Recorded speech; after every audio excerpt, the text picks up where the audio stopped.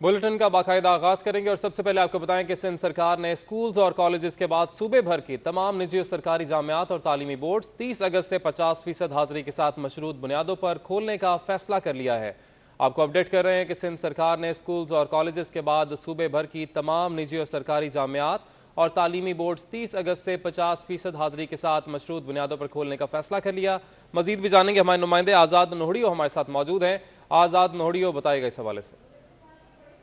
जी बिल्कुल, सिंध सरकार ने स्कूल और कॉलेजेस के बाद तमाम जामियात और तालीमी बोर्ड जो 30 अगस्त से मशरूत बुनियादों पर खोलने का फैसला कर लिया है। इस हवाले से हमारे साथ मौजूद हैं सूबाई वज़ीर जामियात व तालीमी बोर्ड मोहम्मद इस्माइल राव साहब। राव साहब, किन शराइत की बुनियाद पर ये तमाम जामियात और तालीमी बोर्ड खोले जाएंगे?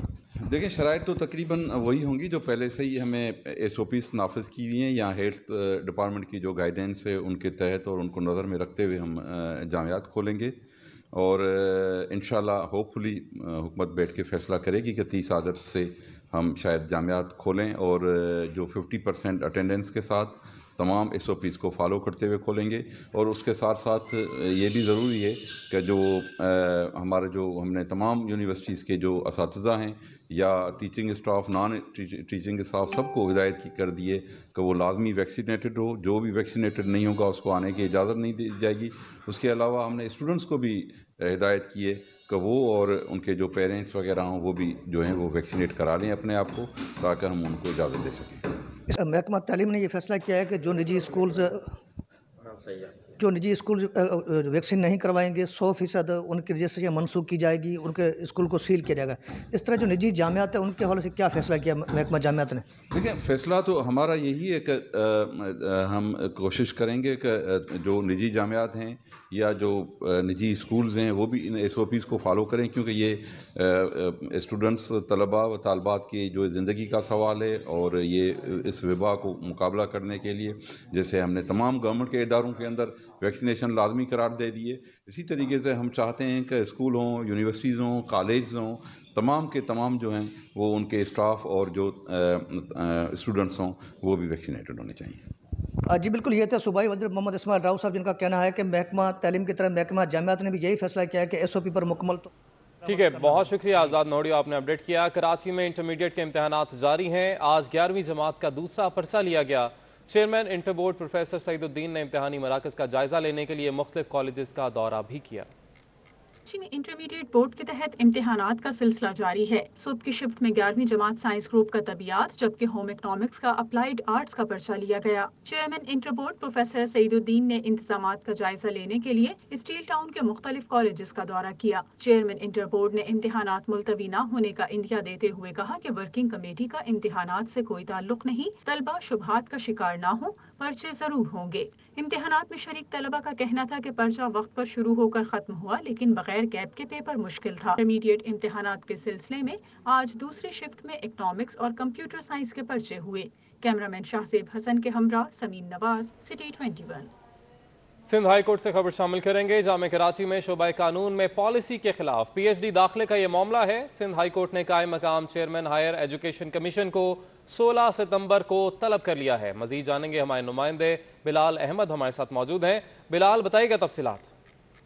जी, ये जामिया कराची के शोबे कानून में पॉलिसी के बरखिलाफ PhD दाखिले से मुतल्लिक मामला है। अदालत ने समाअत करते हुए कायम मकाम चेयरमैन हायर एजुकेशन कमीशन को 16 सितंबर को तलब कर लिया है। दरख्वास्त में ये मौक़िफ़ अख्तियार किया गया है कि डिपार्टमेंट में 3 PhD फैकल्टी मेंबर्स का होना ज़रूरी है। ताहम कराची यूनिवर्सिटी के शोबे कानून में PhD असातिज़ा नहीं है। ताहम दाखिले दिए जा रहे हैं PhD के अंदर, जो कि पॉलिसी के खिलाफ है। लिहाजा अदालत कार्रवाई करे और जामिया कराची को PhD असातिज़ा रखने का हुक्म दिया जाए। ठीक है, बहुत शुक्रिया बिलाल, आपने अपडेट किया।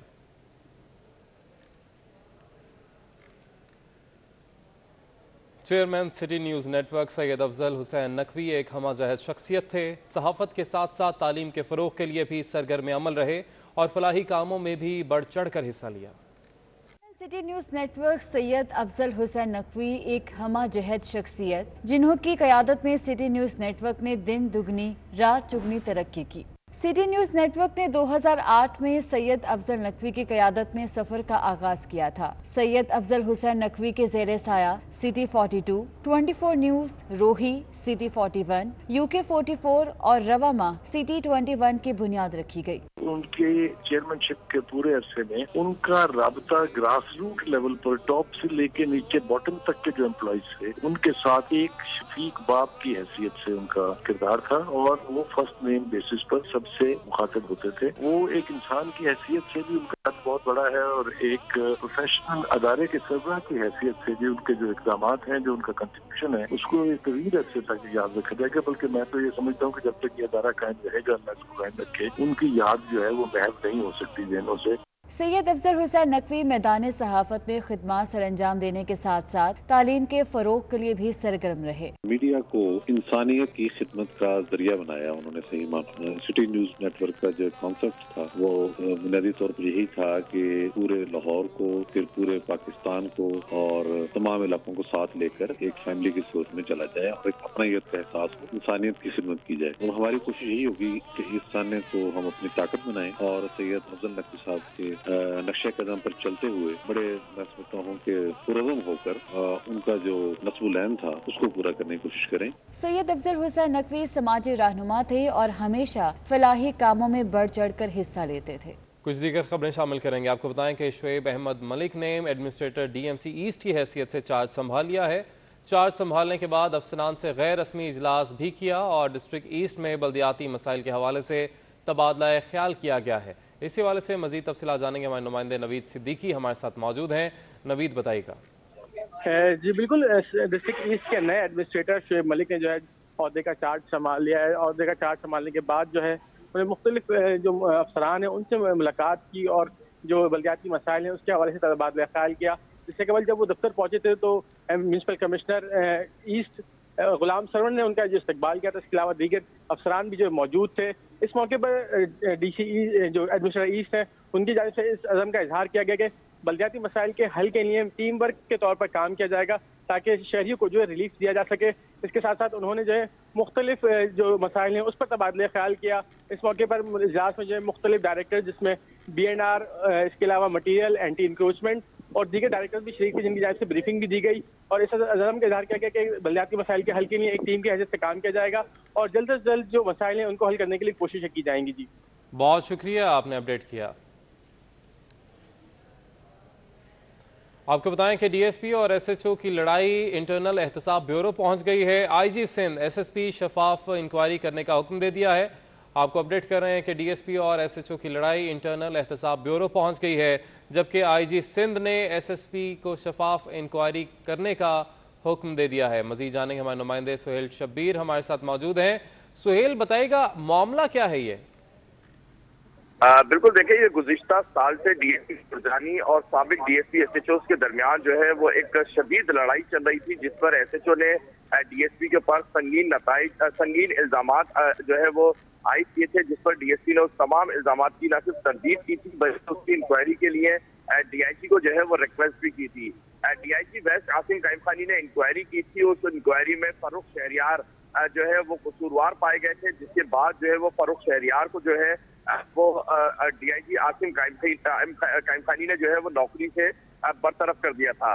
उसके बाद जो है वो अब इस इंक्वायरी को जो है वो इंटरनल एहतसाब ब्यूरो, पुलिस के अंदर मौजूद एक डिपार्टमेंट है पुलिस के इंटरनल एहतसाब का, उसके अंदर ये अब जो है वो मामला पहुंच चुका है। SSP फैसल अब्दुल्ला चाचड़ इस मामले की इंक्वायरी कर रहे हैं। IG सिंध ने वाज़ेह तौर पर जो है वो ये अहकामात जारी किए हैं कि इस मामले की शफाफ इंक्वायरी करके इस मामले की तह तक पहुंचा जाए और जो कसूरवार है उसको जो है वो करार वाकई सजा दी जाए। फैसल अब्दुल्ला चाचड़ ने जो है वो अब गवाहों के बयानात लेना शुरू कर दिए हैं और आइंदा चंद रोज में इस मामले को जो है वो पाए तकमील तक पहुंचाया जाएगा। जी ठीक है सुहेल, आपने अपडेट किया, बहुत शुक्रिया आपका।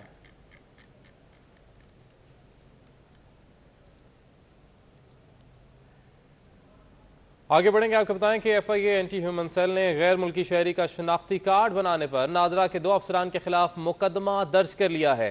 FIA एंटी ह्यूमन सेल ने मुलजिम असिस्टेंट डायरेक्टर नादरा अहमद हुसैन और senior executive director NADRA Rizwan Ahmed को गिरफ्तार करके तफ्तीश भी शुरू कर दी है। आपको बताते चलें कि FIA हुकाम के मुताबिक मुलजिम जावेद की गिरफ्तारी के लिए छापे मारे जा रहे हैं, जबकि गिरफ्तार 16 मुलजिमान में आला अफसरान समेत गैर मुल्की शहरी और एजेंट शामिल है। सिंध हाईकोर्ट से खबर शामिल करेंगे। जोड़िया बाजार में 7 दुकानों को सील करने का केस। सिंध हाईकोर्ट ने अदालती फैसले की अमल तामील पर एडमिनिस्ट्रेटर मतरूका वक्फ इमलाक को तौहीन अदालत का नोटिस जारी कर दिया है। सिंध हाईकोर्ट से खबर शामिल कर रहे हैं, जहां पर जोड़िया बाजार में 7 दुकानों को सील करने का ये केस है।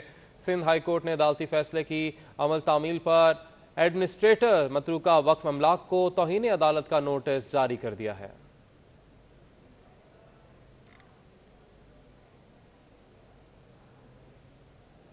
उधर कोरंगी क्रॉसिंग के करीब एटीएम मशीन को तोड़कर डकैती की कोशिश नाकाम हो गई। पुलिस मौके पर पहुंच गई, जबकि मुल्जिमान फरार हो गए। आपको अपडेट कर रहे हैं, कोरंगी क्रॉसिंग के करीब एटीएम मशीन को तोड़कर डकैती की कोशिश नाकाम हो गई। पुलिस मौके पर पहुंच गई, जबकि मुल्जिमान फरार होने में कामयाब हो गए। मुल्जिमान मुबैना तौर पर रकम की ट्रे निकालने में नाकाम हुए। नाकाम डकैती का ये वाकया इब्राहिम हैदरी थाने की हुदूद में पेश आया। वारदात से कबल मुल्जिमान ने सीसीटीवी कैमरे पर काला शॉपर लपेटा था। दूसरे मरहले में मुल्जिमान ने एटीएम का पहला हिस्सा तोड़ डाला, जबकि मुल्जिमान मरकजी तिजोरी खोलने में नाकाम रहे। तो आपको ये अपडेट कर रहे हैं, इब्राहिम हैदरी थाने की हुदूद में ये वाकया पेश आया है। कोरंगी क्रॉसिंग पर एटीएम मशीन तोड़कर डकैती की कोशिश थी, जो कि नाकाम हो गई। मुल्जिमान मुबैना तौर पर रकम की ट्रे निकालने में नाकाम हो गए। इसी हवाले से मजीद जानेंगे, हमारे नुमाइंदे सऊद बिन मुर्तजा हमारे साथ मौजूद हैं। सऊद, बताएगा इस हवाले से। जी बिल्कुल, देखिए कोरंगी का इलाका है, जहाँ पर बताया जा रहा है कि रात गए मुल्जिमान आए और एटीएम तोड़ते रहे, जिस पर अलार्म बजने पर पुलिस को इत्तला मिली और पुलिस मौके पर पहुंची। जबकि मुल्जिमान कोशिश करते रहे कि किसी तरह एटीएम में जो रकम की ट्रे है वो निकालें और उसके बाद फरार हो जाएं, लेकिन ट्रे नहीं निकली। मुल्जिमान ने जब अंदर एटीएम में दाखिल हुए, जो सीसीटीवी कैमरा उस पर काले रंग की थैली भी चढ़ा दी और जैसी पुलिस मौके पर पहुंची तो मुल्जिमान बगैर रकम लूटे फरार हो गए। पुलिस का कहना है कि शवाहिद की रोशनी में मुल्जिमान की तलाश शुरू कर दी है। ठीक है, बहुत शुक्रिया, आपने अपडेट किया सऊद। अपने नाज़रीन को हम ये मनाजर भी दिखा रहे हैं किस तरीके से ये वारदात की कोशिश की गई। कोरंगी क्रॉसिंग पर एटीएम मशीन तोड़कर डकैती की कोशिश, जो कि नाकाम साबित हुई। मुल्जिमान मुबैना तौर पर रकम की ट्रे निकालने में नाकाम रहे। नाकाम डकैत जो है, ये वाकया आपको बताते चलें, ये डकैती का नाकाम वाकया इब्राहिम हैदरी में पेश आया, जबकि वारदात से कबल मुल्जिमान ने सीसीटीवी कैमरे पर शॉपर चढ़ाया। काला शॉपर था ये। दूसरे मरहले में मुल्जिमान ने एटीएम का पहला हिस्सा तोड़ डाला। मुल्जिमान मरकजी तिजोरी खोलने में नाकाम रहे। सिंध हाईकोर्ट से खबर शामिल करेंगे, जहां पर लापता अफराद की बाजियाबी से मुतल्लिक दरख्वास्तों की समाअत हुई। कराची से लापता 3 शहरियों की हिरासती मराकज में शिनाख्त हो गई है। फरहाद अली, अब्दुल रऊफ और रहमत अली के केपी हिरासती मरकज में है, जबकि मुतल्लिका अफराद पर संगीन नौयत के इल्जामात भी हैं। मजीद जानेंगे, हमारे नुमाइंदे बिलाल अहमद हमारे साथ मौजूद हैं। बिलाल, बताएगा इस हवाले से। जी, सिंध हाईकोर्ट के जस्टिस सलाहुद्दीन पंवर की सरबराही में 2 रुकनी बेंच ने लापता अफराद की बाजियाबी से मुतल्लिक दरखास्तों की समाअत की है। दौरान समाअत एडिशनल अटॉर्नी जनरल रिपोर्ट जमा कराई, जिसमें बताया गया कि 3 लापता शहरी जो कि कराची से ताल्लुक रखते हैं और कराची से गुमशुदा हुए, जिनमें फरियाद अली, अब्दुल रऊफ और रहमत अली शामिल हैं, इन तीनों का पता चल चुका है और ये बताया जा रहा है कि केपीके के हिरासती मरकज में कैद हैं और इन पर संगीन नौयत के इल्जामात हैं। अदालत ने कहा कि जो दीगर लापता अफराद हैं उनकी बाजियाबी से मुतल्लिक अब तक क्या किया जा चुका है, तो जिस पर एडिशनल अटॉर्नी ने कहा कि मुख्तलिफ इदारों को लापता अफराद से मुतल्लिक खतूत लिखे गए हैं और अब तक जवाब जमा नहीं हुआ, जिस पर अदालत ने वफाकी हुकूमत के जो मातहत इदारे हैं उनसे रिपोर्ट तलब कर ली है। जी, बहुत शुक्रिया बिलाल अहमद, आपने अपडेट किया। गवर्नर सिंध इमरान इस्माइल से जीडीए के रहनुमा रुकन कौमी असम्बली गौस बख्श महर और रुकन सूबाई असम्बली अली गौहर महर की गवर्नर हाउस में अहम मुलाकात हुई है। इसी वाले से मजीद जानेंगे, हमारे नुमाइंदे हसन अब्बास हमारे साथ मौजूद हैं। हसन, बताइएगा इस मुलाकात का अहवाल। जी बिल्कुल, गवर्नर सिंध इमरान इस्माइल की जीडीए के रहनुमा रुकन कौमी असम्बली गौस बख्श महर और रुकन सूबाई असम्बली अली गौहर महर से गवर्नर हाउस में अहम मुलाकात हुई है। मुलाकात में महरों की जानिब से जो है वो अपने तहफ़्फ़ुज़ात का इजहार किया गया, जिसको गवर्नर सिंध इमरान इस्माइल ने जो है वो सुना और उनको यकीन दहानी कराई गई कि फौरी तौर पर उनके जो भी तहफ़्फ़ुज़ात है उनको दूर किया जाएगा। मुलाकात की अगर हम मज़ीद बात करें तो दौरान मुलाकात बाहमी दिलचस्पी के उमूर, सूबे में तरक्याती मंसूबों और अवामी मसाइल पर तफसीली तबादला ख्याल किया गया। दोनों रहनुमाओं ने हल्के और इलाके के मसाइल से गवर्नर सिंध को आगाह किया। गवर्नर सिंध की जानिब से ये कहा गया कि मसाइल को जो है वो तरजीह बुनियादों पर हल कराया जाएगा और फौरी तौर पर कराची समेत सुदर्शन के तमाम अजला जहाँ पर तरक्याती मंसूबे जारी हैं उसमें मजीद तेजी लेकर आई जाएगी। जी बहुत शुक्रिया हसन अब्बास, आपने अपडेट किया। कराची के साहिल पर फंसे जहाज 900 मीटर दूर ले जाने का कामयाब हासिल होने के बाद टग बूट से रस्सा टूटने के बाद हैंगटोंग 77 जहाज एक बार फिर साहिल पर आके फंस गया है। इसी वाले से मजीद भी तफसील जानेंगे। हमारे नुमाइंदे एयाज राना हमारे साथ मौजूद है। एयाज, बताइएगा तफसीलात। जी बिल्कुल, देखिए जो हैंगटोंग 77 जो कि 1 माह और 4 दिन से जो साहिल समंदर क्लिफ्टन पे मौजूद था, आज उसका ऑपरेशन रीफ्लोट कराने का जो दूसरा मरहला था वो भी कामयाबी से हमकिनार हुआ। और इस वक्त जो जहाज़ है वो क्रेन बार जो कि 800 मीटर दूरी के ऊपर जो एंकरेज थी उसके बिल्कुल बराबर में जाके अब वो उसको जो है वो खड़ा कर दिया गया है। यानी कि अब जहाज़ जो है वो अपने एंकर के ऊपर भी जो है वो इस वक्त खड़ा किया जा सकता है, क्योंकि अब उसको टाइड्स की अब ज़रूरत महसूस नहीं होगी, ना ही उसको ये ज़रूरत होगी कि वो टाइड्स के अंदर अब काम कर सके। अब वो गहरे पानी के अंदर जो है वो पहुंच चुका है। अब उसके जो ड्राफ्ट है वो तकरीबन 4 मीटर से 5 मीटर तक जो है वो जहाज़ को इस वक्त ड्राफ्ट मैसर हो रहा है।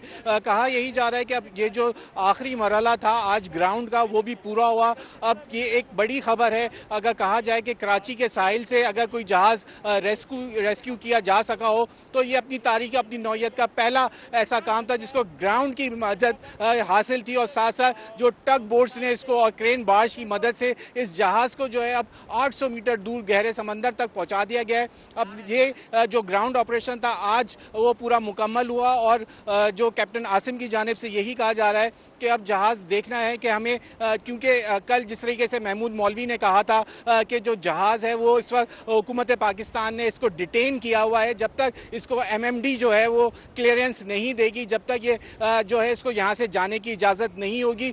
अब दूसरा मरहला ये शुरू होता है कि जहाज़ की ये सी वर्दी होता है या नहीं होता है। MMD जब तक इसको आपने अपडेट किया। शहर के बरसाती नालों की बहाली का मिशन जारी है। शहर के सबसे बड़े नाले गुजर नाले पर तजावुज़ात के खात्मे का ऑपरेशन इख्तितामी मराहिल में दाखिल हो गया। इसी वाले से मजीद तफसीलात जानते हैं हमारे नुमाइंदे नवीद सिद्दीकी से, जो कि इस वक्त वहीं पर मौजूद हैं। नवीद, बताएगा कितनी तजावुज़ात को ख़त्म कर दिया गया है और कितना ऑपरेशन बाकी रहता है? जी बिल्कुल, शहर के नालों को जो है तजावुज़ात से पाक करने का जो मंसूबा है वो तेज़ी से जारी है। शहर के सबसे बड़े नाले गुजर नाले पर तजावुज़ात के ख़िलाफ़ जो ऑपरेशन है वो आप अपने आखिरी मराहिल में दाखिल हो चुका है। 90% से ज़ायद जो तजावुज़ात थी उनका सफाया कर दिया गया है। अब जो है 6 मुकामात पर तजावुज़ात के ख़िलाफ़ ऑपरेशन जारी है गुजर नाले पर, जिसमें कौसर नियाज़ी कॉलोनी, मूसा कॉलोनी, मुजाहिद कॉलोनी, बंगाली मोहल्ला और दीगर मुकामात शामिल हैं, जहाँ पर ऑपरेशन किया जा रहा है। मुख्तलिफ यूनिट्स हैं जिनको मिसमार किया जा रहा है। KMC हुक्काम के मुताबिक ये ऑपरेशन भी जो है आइंदा चंद रोज़ में जो है मुकम्मल करने की कोशिशें की जा रही हैं, जिसके बाद तजावुज़ात जो है मुकम्मल तौर पर ख़त्म हो जाएंगी और नाले की जो सफाई है उसका काम भी जो है वो तेज़ी से जारी है। दूसरी जानिब ये जो ऑपरेशन है इसका आगाज़ तकरीबन 6 माह कबल न्यू कराची नाले स्टाफ से हुआ था, जो मुकम्मल होता हुआ बलोच गोट तक जो है मुकम्मल हो चुका है। तजावुज़ात जो है वो ख़त्म कर दी गई हैं। अब जो है दूसरे मरहले का जो है आगाज़ हो चुका है। नाले की सफाई की जा रही है। इसके साथ साथ जो नाले कैसा निकालने के बाद नाले की जो बुनियाद है उसको पक्का किया जा रहा है और नाले के अतराफ जो दीवारें तामीर की जा रही हैं। जब ये काम तमाम तरह काम जो मुकम्मल हो जाएगा, कचरा साफ़ कर दिया जाएगा, दीवारें तामीर कर दी जाएंगी, उसके बाद नाले के दोनों अतराफ जो है वो रोड्स भी जो है तामीर किए जाएंगे और दीवारों को भी जो है बुलंद किया जाएगा, ताकि जो शहरी हैं उनको साफ़ सुथरा माहौल फराहम हो सके और ख़ासकर जो बारिशों में सूरत हाल पैदा होती थी उससे बचा जा सके। जो गुजर नाला है वो शहर का सबसे बड़ा नाला है और तकरीबन 26 किलोमीटर पर मुश्तमिल ये नाला था, जिस पर जो तजावुज़ात थी उनको मिसमार किया जा रहा है। जी ठीक है, बहुत शुक्रिया नवीद, आपने अपडेट किया।